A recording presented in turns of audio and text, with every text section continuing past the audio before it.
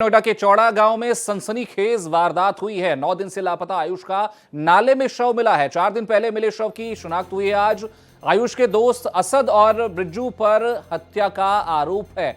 जन्मदिन के लिए पार्टी के लिए घर में बुलाया गया था, घर से बाहर बुलाया था। पुलिस कई लोगों को हिरासत में लेकर कर रही है पूछताछ। आरोपियों की गिरफ्तारी के लिए कई टीमें गठित कर दी गई हैं। इस घटना को लेकर हमारे संवाददाता समीर आलम ने गौतम बुद्ध नगर की एडिशनल डीसीपी मनीषा सिंह से बातचीत की।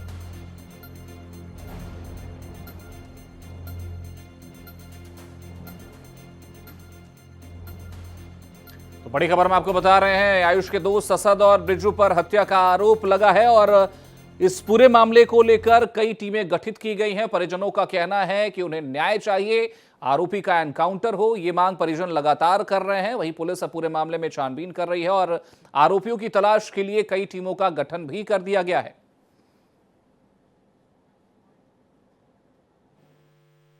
हमारे बच्चे को इंसाफ दिला दो, मेरे बच्चे को मार दिया। बर्थडे के बहाने बुला के ले गया। बोला 2 मिनट में मेरा बेटा पतंग उड़ा रहा था छत पे। बोला दीदी खाना बना, मैं आ रहा हूँ, मुझे भूख लगी है। बोला 2 मिनट में आ रहा हूँ। 2 मिनट में नीचे से बुला के लेके चला आया।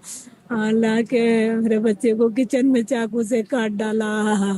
चाकू से मार मार के हाथ पैर का पता नहीं है मेरे बच्चा कहाँ फेंका है। हाँ, मेरे बच्चे का पता नहीं। सब मेरी यही है थाना फरसा दुनिया से कि मेरे बच्चे को इंसाफ दिला दो, इसका इनकाउंटर करवा दो। मेरे बच्चे को मार दिया, मेरे बच्चे को मार दिया।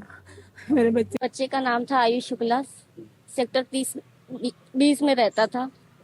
12-22 में असद और बिरजू से मिलने के लिए गया था, बर्थडे मनाने के लिए। अब असद ने खुद बोला है कि मैंने हैप्पी का मर्डर कर दिया है।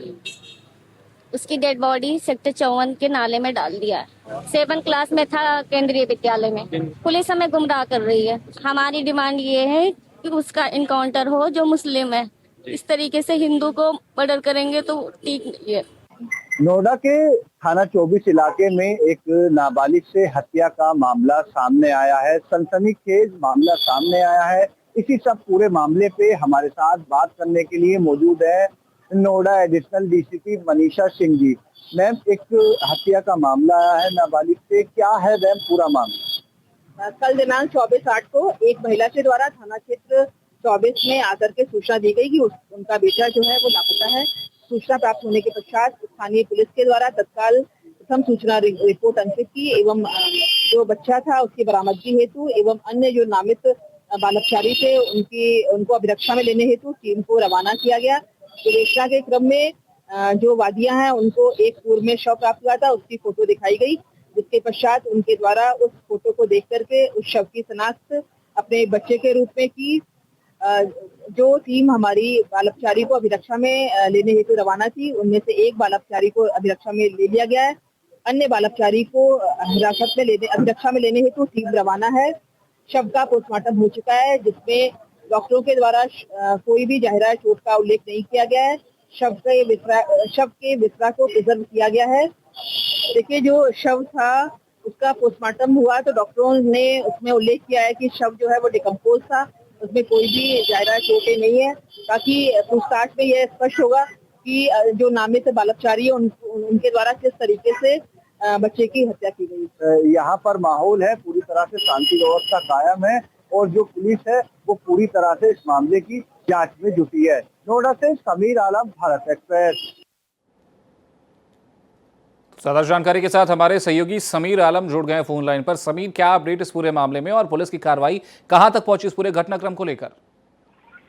जी देखिए, बिल्कुल मैं आपको बता दूं, ये जो मामला है अभी 4 दिन पहले जो लगभग 16 तारीख को ये युवक जो है घर से निकला था। इसके जो दोस्त हैं जिन पर आरोप है वो पार्टी के लिए इनको घर से लेके गए थे। फिलहाल 4 दिन पहले इस युवक का जो है शव मिला था।